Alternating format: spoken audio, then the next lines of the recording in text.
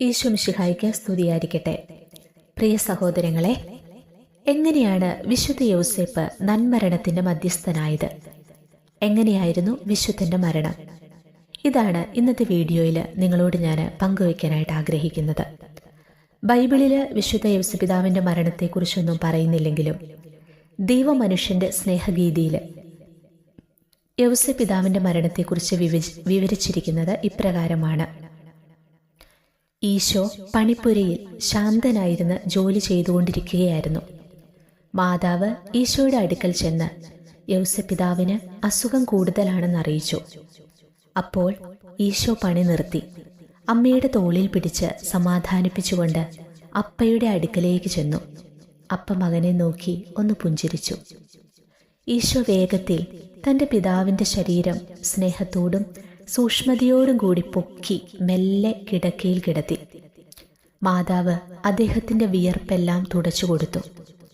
മരണസമയത്ത് ചൊല്ലേണ്ട സങ്കീർത്തനങ്ങൾ എല്ലാം ഈശോ ചൊല്ലിക്കൊടുത്തു. പിതാവിനെ ആശ്വസിപ്പിച്ചു. യൗസപിതാവിന്റെ മരണസമയം അടുത്തു. അദ്ദേഹം നിറകണ്ണുകളോടെ മാതാവിനെയും യൗസപിതാവിനെയും നോക്കി. ഈശോ നമ്മുടെ കൂടെയുണ്ടെങ്കിൽ നമുക്കൊന്നിനെയും ഭയപ്പെടേണ്ട എന്ന് മാതാവ് പറഞ്ഞു. അവസാനം യൗസപിതാവിന്റെ കണ്ണുകൾ അടഞ്ഞു.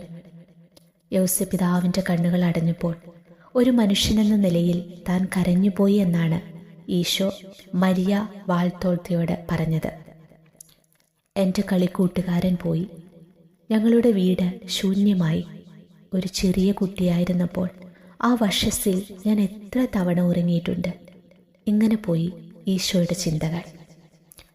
ഈശോയുടെയും മാതാവിൻ്റെയും സാന്നിധ്യത്തിൽ മരിച്ചതുകൊണ്ടാണ് യൗസപിതാവിനെ നന്മരണത്തിന്റെ മധ്യസ്ഥനായി വണങ്ങുന്നത്.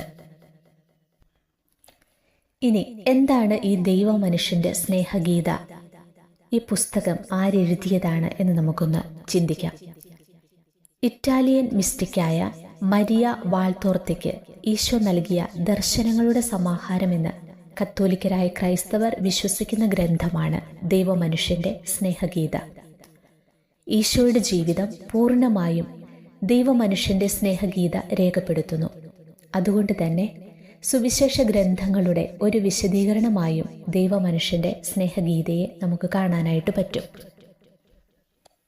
സുവിശേഷങ്ങളിൽ ഇല്ലാത്ത വിധത്തിൽ യേശുവിൻ്റെ ജീവിതത്തെക്കുറിച്ചുള്ള പല വെളിപ്പെടുത്തലുകളും ദൈവമനുഷ്യന്റെ സ്നേഹഗീതയിലുണ്ട്. ഈശോയിൽ നിന്നും മാതാവിൽ നിന്നും കിട്ടിയ വെളിപാടുകൾ അനുസരിച്ച് രേഖപ്പെടുത്തുകയാണെന്നാണ് 30 വർഷമായി കിടക്കയിൽ കഴിച്ചുകൂട്ടിയ മരിയ വാൾത്തോർത്ത അവകാശപ്പെട്ടത്. 1961 മരിയ വാൾത്തോർത്ത മരണമടഞ്ഞത്. ഗ്രന്ഥകാരി സ്വന്തം രീതിക്ക് യേശുവിൻ്റെ ജീവിതം പറയുന്നതായി വിചാരിച്ചാൽ മതിയെന്നും ചില ആളുകൾ പറയാറുണ്ട്. ഏതായാലും ഈ പുസ്തകത്തിൽ വളരെ മനോഹരമായിട്ടാണ് ഈശോയുടെയും മാതാവിൻ്റെയും യൗസപിതാവിൻ്റെയും ഒക്കെ ജീവിതത്തെക്കുറിച്ച് വിവരിച്ചിരിക്കുന്നത്.